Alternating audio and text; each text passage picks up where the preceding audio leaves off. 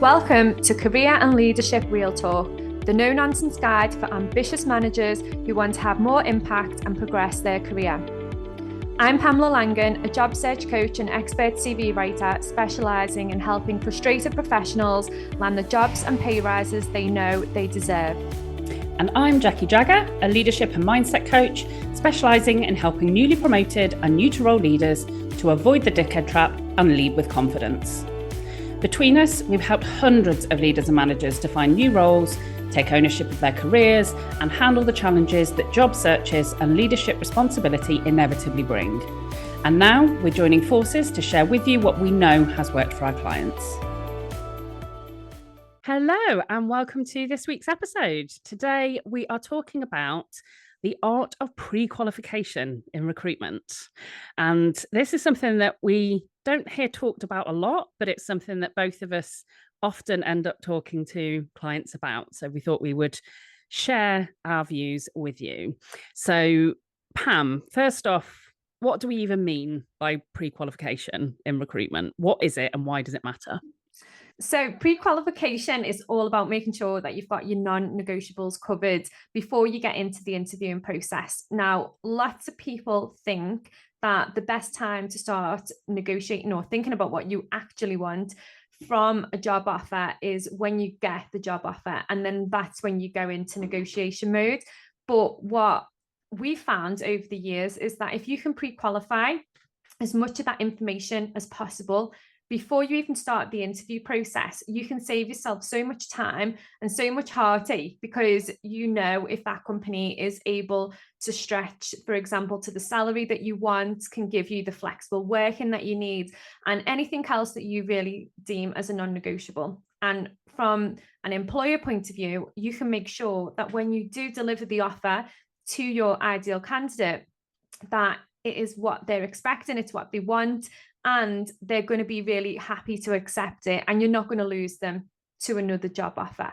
So pre-qualification is super important, and I suppose it's something that we don't really think about because it's almost scary, isn't it, to start asking those questions before we get into the interview process, because from a candidate point of view, we're thinking, what if I get ruled out because my non-negotiables are not going to be covered in this? Or from an employer point of view, you don't want to put people off, or you want to get the best candidate for your money. I think with this, what we want to do is try and change people's mindset around this and get people to start pre-qualifying this information up front to make the whole process smoother, so everybody starts on day one really happy, and it just makes the process easier. So right, it really does make the process easier. And I think we've talked in previous episodes. So if you haven't listened to them, we've got 2 other episodes that potentially are really relevant for you, which is the episode on how to negotiate when you are in job search mode. And then there's also the episode on how to be a great hiring manager. And we touched on elements of pre-qualification as a candidate and as a hiring manager in those episodes. But I think, like you say, the real kind of importance with this is about the difference it can make to how people feel, both as an employer and as a candidate, when they start a new role. So what would be the kind of first things then? If we take it as a kind of hiring manager stroke employer and as a candidate separately, what would be your kind of key advice for candidates, first of all? So if our listeners are in job search mode or are going to be in job search mode, what would be the things that they need to pre-qualify? Okay, so the first thing, the most important thing is going to be the salary, because you don't want to move for a salary that's less than you're currently on, or if you're currently out of work, you want to at least match the previous salary that you were on. So that's going to be the first thing. And that is one thing where people do really believe that they can negotiate hard when it comes to salary when they get the job offer. But if a company has got a budget for that role, if they've got a salary banding for that role, then a lot of the time they can't go above and beyond that. So if you ask that in those early stages, they will, if they can stretch for the best candidate, or if the budget's set and it's a no-go. And then again, you're going to save time. The next thing would be the flexibility of the role. What kinds of working conditions do you want? Do you want hybrid? Do you want fully remote? Do you want to be working in the office? Or if it is advertised as an office-based role, do you want some level of flexibility? If they've got their processes and procedures in place around that already, that might be something that they won't negotiate with. And you then be in a situation where you've again gone through the process and you can't get what you want, or maybe you do end up negotiating hard and you start off on a real, almost like a downer, because you've had to do that hard negotiation and have all of those difficult conversations before you've even got into the role. And then obviously location, is it the right location? How many times do you have to go into the office, which fits in with the flexibility. So they're the key things really that I think you should pre-qualify upfront and know exactly what is expected. And employers really should be ready to answer those questions because they want the best candidate. They don't want to waste their time and they don't want you to waste your time. So if you can ask all them questions up front and not worry about being ruled out. I think you're so right. And it's the fear often, isn't it, for candidates that stops them from pre-qualifying. It's, if I ask about the salary, is that rude to talk about money in advance? If I ask about flexibility up front before I've been offered the job, like the old-fashioned advice was always wait till you've got an offer and then negotiate, wait until the very end. And it was never about this kind of pre-qualifying and understanding. And I think when we're talking about pre-qualifying, we're not talking about starting with a big, hard negotiation. We're talking about getting an understanding of how likely is it that this could be a role that you really want? Or from an employer perspective, how likely is it that this could be a candidate that you really want? And how important is it going to be to you to secure them? So it's not talking about going over the top, but you should never be in a situation where you are having a full-on interview for a role that you have got no idea what the salary range is. It's a complete waste of time and energy. And I've known far too many stories of candidates getting to the end of the process and then being offered a salary that, like you say, is below their minimum expectations, below what they're currently on. And it's a complete waste. It's just popping the balloon, whereas it could have been avoided. So what other advice then would you give to candidates in terms of pre-qualification? So in terms of pre-qualification, like apart from the obvious salary, the flexibility and all of that kind of stuff, there's an opportunity for you to find out more about the company before you get there. You can ask questions, you can ask whoever is representing the company in terms of, who is the recruiter, who is the hiring manager. You can ask them questions around the culture, around the team setup. You can ask them questions about the company generally. You don't have to wait until you get to the interview and then reel them off one after the other in the interview. You can ask them questions up front, because if you do that, you'll have a better idea and a better picture. And it goes back to the interview being a two-way process. So from the minute that you apply for that position, you are in a process, and that process should be a two-way process every step of the way. So it's not just about you going in and performing for them and them deciding, are you right for them? It's about you getting all of the information that you need in order to make sure that they are right for you. And lots of people do forget that, or they will go into the interview and just fire off a few questions at the end of the interview, and that doesn't always give you the right indication or the right information around how they operate. And how they respond to you as a candidate is also very telling. So if they can't be bothered to provide that information, if it's an effort for them to do that, if they're not welcoming of those questions, then is this actually somebody that you would like to work for going forward? So I think you get into that two-way process, and if you think of it from that point of view, you can actually find out a lot about them before you get there. You might find that the way they treat you between the application and the interview, that actually they haven't treated me very well in this process.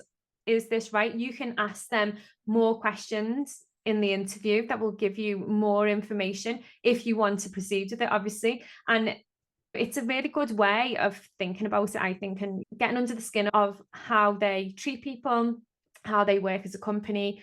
a lot of companies get recruitment processes wrong. You can't always hold that against them. That's one caveat to this. Recruitment is something a lot of companies get wrong. I'll just put that out there.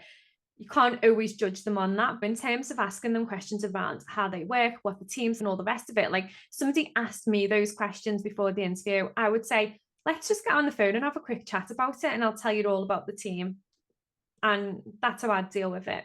I think that's brilliant advice. And I think, funnily enough, I was talking to someone recently who really wishes that she'd done more of that as part of her job search. So she's now in role and actually kicking herself for not doing more of that pre-qualification. And I think as a candidate, if you've stayed with the same company and progressed with them for a while, then you may not be in that habit of going through recruitment processes. And so you don't necessarily have that awareness of some of these things. And changing role is a big thing. Changing business is a big thing. And you are absolutely within your rights to ask these kind of questions and not leave it until kind of way down the line. And one that this person I was talking to was talking about was that she kicked herself for not having asked was about the bonus. So I always say to candidates, if there's a bonus scheme, the first question you need to ask is, okay, and how much was paid out in the last few years on that? Because people will tell you there's a bonus scheme as part of a package, but they won't tell you that we've never paid it out, or we paid out a quarter of the total amount once to one person in the last 5 years. So I think those kinds of things where things are being presented as part of a package, absolutely, that's going to factor into your decision making down the line. And the sooner you know, the sooner you can be aware. Doesn't mean you necessarily rule it out, but at least it gives you that kind of overall view. And like you, I would really enjoy it when a candidate is asking me questions about the culture, the business, the line management. And if they're nervous about you asking those questions up front, then it probably doesn't speak brilliantly of the likelihood of it being the dream role that you hope it will be. So definitely better to ask. How about on the employer side then? So what do employers need to do? Because it is a two-way process when they are looking at candidates for roles. How do you guide hiring managers to do that pre-qualification of candidates? So I think the key thing with this, again, is salary, making sure the job ad has got the salary on so that you're getting the candidates through that are fully aware of what the salary is. When you put a job ad out and there's no salary, you'll get a whole range of people applying, but also you'll miss out on a load of people as well, because sometimes people will look at a job ad and think there's no salary on it. Is it actually a real job ad? Will they pay me what I want? And they'll go through this whole inner dialogue around the salary and then just not apply. So you could be missing out on some great candidates. So you should always put it on the job ad, but also as well, once you get into the process with someone, like, what salary will you accept? That so many companies ask, what salary are you currently on now? Which, in my opinion, and I can see you smiling, in my opinion, that is none of your business as an employer, because you're paying for the job that person is going to be doing within your company. So what are your thoughts on that, Jackie? That's not a smile, that's a grimace. And we definitely hold the same view on this. Yeah, as a candidate, I would always say, if somebody asks you, what are you currently on? Ignore the question and tell them my expectations for this role are. And as an employer, as a hiring manager, I would always say, do not ask that question of what somebody's on, because it's irrelevant. What you need to know, and I think, again, it feels to me like quite an old-fashioned perspective. It's that element of when, as a hiring manager, when you ask that question about what are you currently on, the impression that can give to a candidate, because this is how it used to be used, is we're trying to get the best talent for the cheapest amount of money. So what we're going to do is take what you're currently on and add a little bit more, and that'll be enough. And actually, that is not an impression, hopefully, that you would want to give as a hiring manager when you're pre-qualifying a candidate. What you want to know is, again, coming back to that bit that you said about before, of you want it that on day one, both employer and the candidate excited. This is a great new start. This is a brilliant opportunity from both sides. And asking that question of what are you currently on can leave quite a sour taste in the mouth. It's also a huge part of gender pay gap, because typically women can be on a lower salary. And therefore, if you just base what you're offering on what they are currently on, then often that can then kind of perpetuate gender pay gap. So there's loads of research that suggests that it's a terrible question. And my face clearly gave me away the moment you mentioned it. Yeah, and I think it's a really key point to the recruitment process as well, because so many times we speak to employers and they are in a situation where they've had to really negotiate hard with a candidate, where a candidate has accepted an offer from them and then gone on within a couple of weeks to accept an offer with another company that is going to pay them more. I think if you ask somebody, so you've advertised the job and you've got the salary on there, so you've got the people that will be willing to work within that salary band, or the majority of them will be. So then the first question then you can ask them is, what salary would you accept? If we were to give you a job offer, given that this is the salary banding that we are currently offering, what would you want?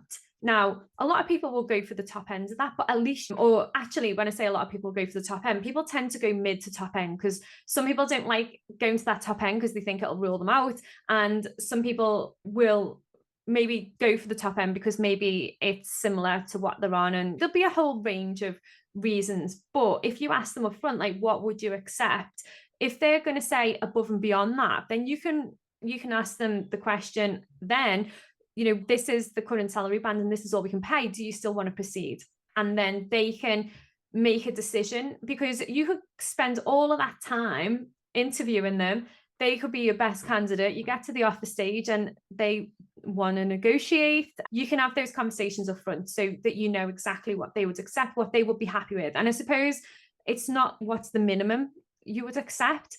What would you be happy with? If we were to give you an offer at the end of this process, what would you be happy with? And then what you need to offer that person to make them happy if you really want them. And I think that just starts it off really nicely. But I think maybe it's a very British thing that we do. We shy away, don't we, from talking about money and pre-qualifying the money side of it on both sides, as an employer and also as a candidate. So I think it's definitely time we start talking more about money and making the recruitment process a lot smoother.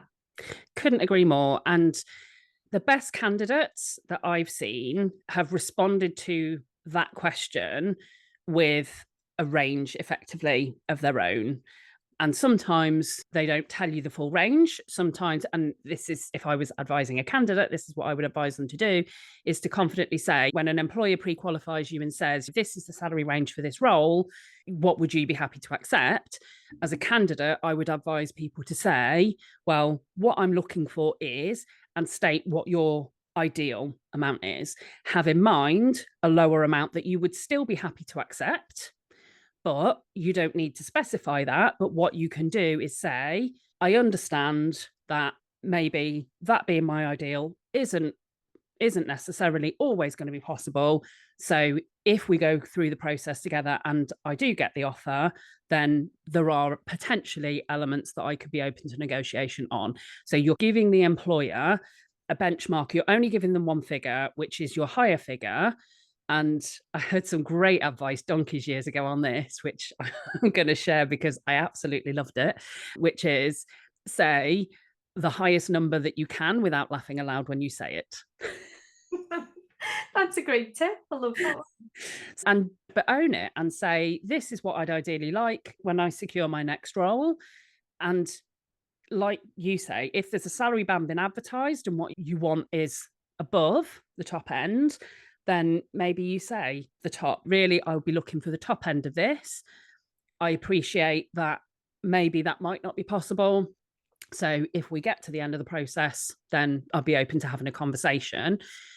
But you give that indication you'd be prepared to negotiate, but you've still set that benchmark where you'd ideally like it. Because I've actually seen it the other way as well. From a recruiter perspective, I've seen it where people pitch themselves lower I remember having a role that was advertised and potentially there was budget to go up to 60K. And the person that I was interviewing, I can't remember what they were asking for. I think it was about 45K. But actually, when I pitched it to the hiring manager, I said to her, hang on a minute, I feel based on your skills and experience, what you're talking about here, what do you actually want? And what she'd done is she told me effectively the minimum she would accept. And then what I asked her was, okay, and how much do you ideally want?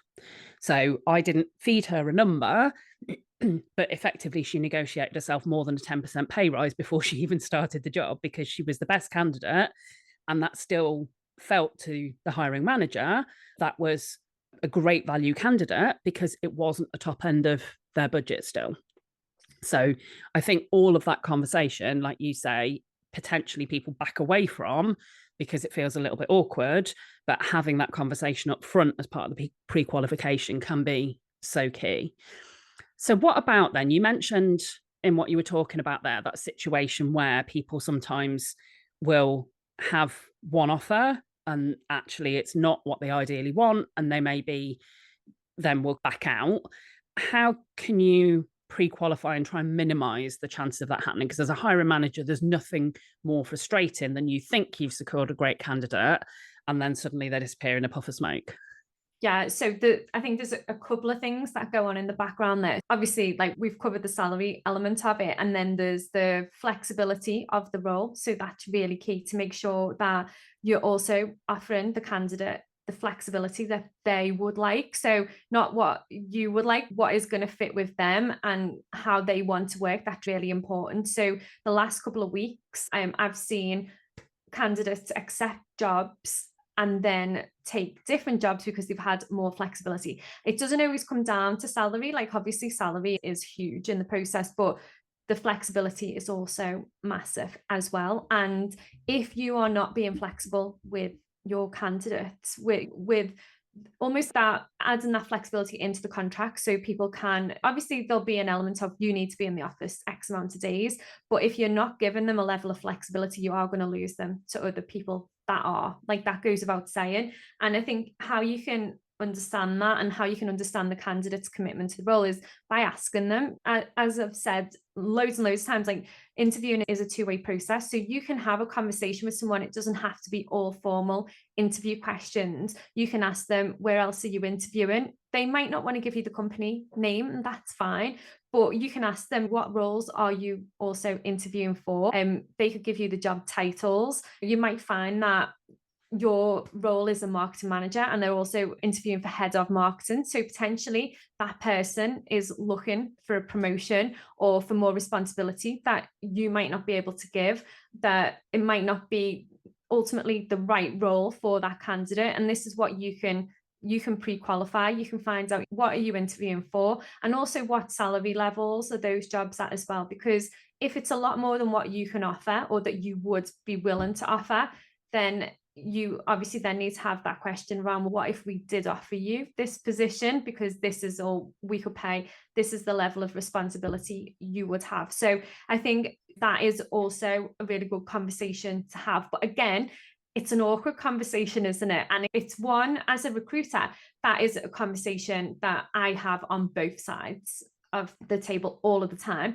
But employers that are employing directly without using recruiters, and candidates that are just applying directly, so there's no middleman, it's that direct conversation. It's difficult, it can be awkward. We're talking about money, we're talking about flexibility. Like, people are really there's a real stigma around flexibility. If you're working from home, how much work are you doing? When you're talking about the types of roles, the clients that I work with are mainly management levels. Even if you are painting your nails at home, you've still got to deliver all that work. It's really interesting because I think I work with clients across a range of different working approaches, and I've seen some of that approach change and shift since the start of the pandemic. But what I would say is that I completely agree that at the minute in the market, what I feel is that flexibility for a lot of good candidates is at least as important as salary. And alongside that, is they want to work for places where they do feel trusted, where that attitude that you're describing, which to me feels archaic, but where that isn't the case. When you're pre-qualifying candidates as a hiring manager, first of all, don't assume that the recruiter has done that for you. Don't assume that they've had those conversations or that they're sharing everything with you, but also really think about, how does that person want to work? Because if your business culture is more in that line of, we want people in the office and we do want to monitor people closely when they're not here, then somebody who is used to or really wants that kind of complete flexibility and freedom, and that they can, go for a yoga class in the middle of the day and work a bit later at night, and they don't have to justify that to anybody. If that's the culture that they want or that they've been used to, then pre-qualifying that helps you to understand what it is that they're looking for and what they expect. Because if there's a real mismatch, then from day one, it's not going to feel great, because you're going to expect to be like, you should be online at this time and you should be online until that time. And if your Teams shows that you've gone away, then questions will be asked, type thing.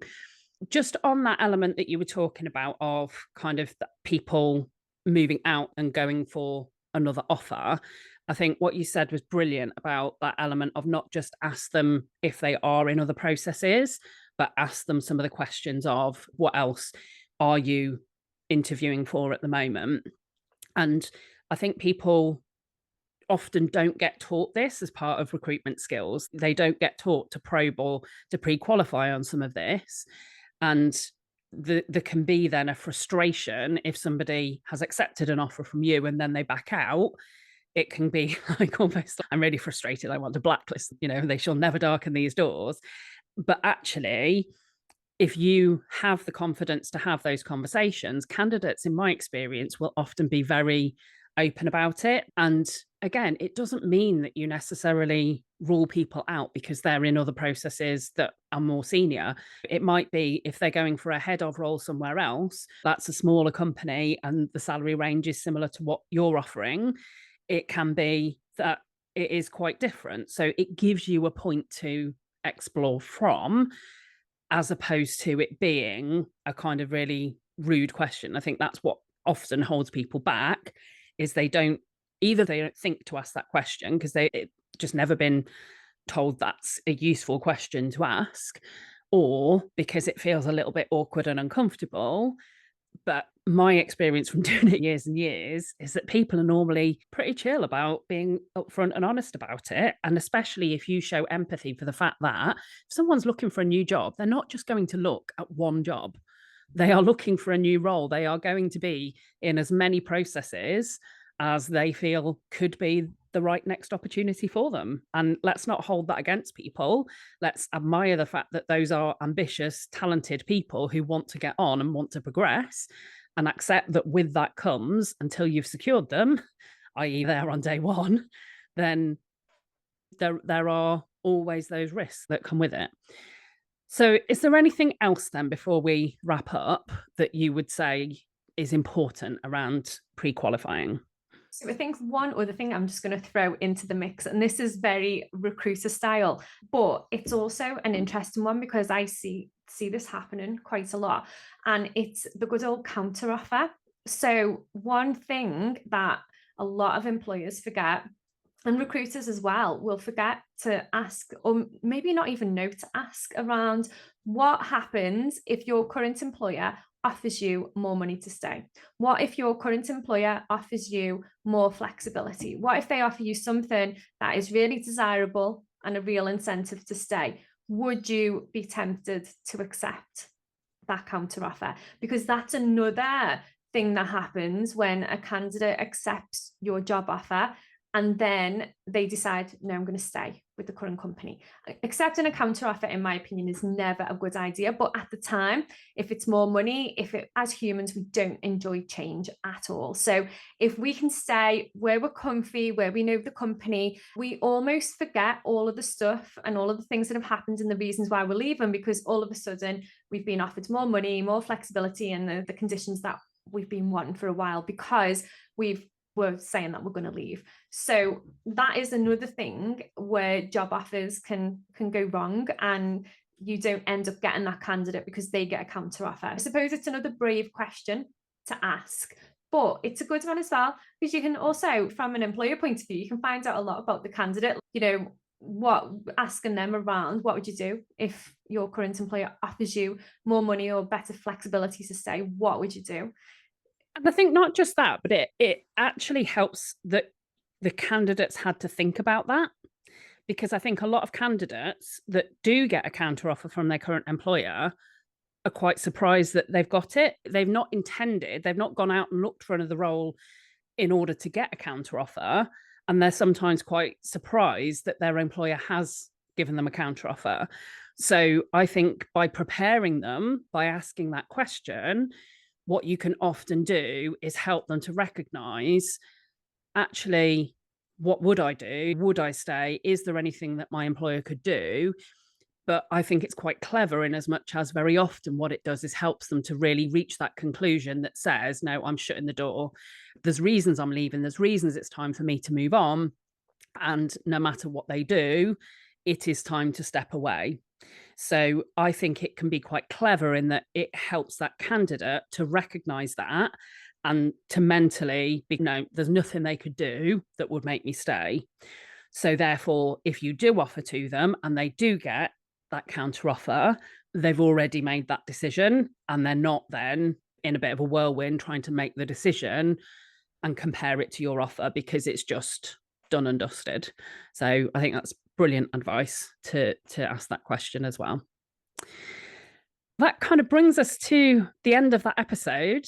Hopefully that has been some really useful questions, either from your perspective as a candidate, if you're in job search mode, or if you are in that hiring manager place and you are having to pre-qualify candidates who you want to fill vacancies. If, as ever, there are topics that you would like us to cover, then please do drop us a message. You'll find links in the show notes to be able to connect with us on LinkedIn, and I'm on TikTok now. Who knew? So you can follow me there as well. So always happy to receive messages and cover topics that we know will be relevant. In the meantime, if you've enjoyed this episode, then please do rate and review or share it with someone else that you think it would be useful for. Thanks for listening, and we'll be back next week. Exciting news from us.